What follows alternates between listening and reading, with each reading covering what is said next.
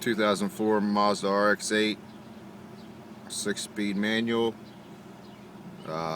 Having some issues with stalling at idle. Right now it's idling, but it's idling real rough. It only seems to do it whenever it's under load or anything else.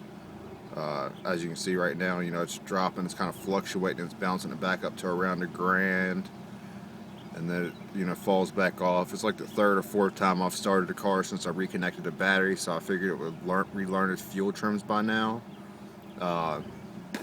If I turn on the AC, it dies immediately. Car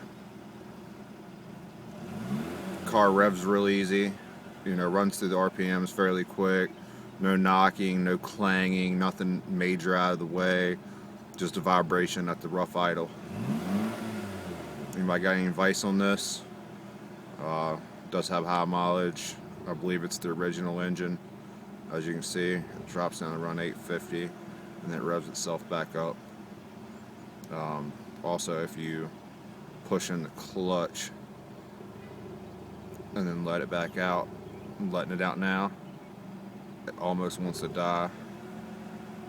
Any kind of load, any kind of pressure, it just acts like it wants to fall on its face.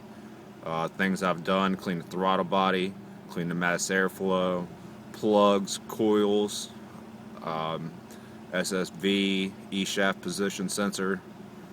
Obviously it's got new coolant, new oil.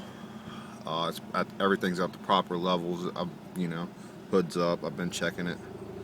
So, any advice? Help a brother out.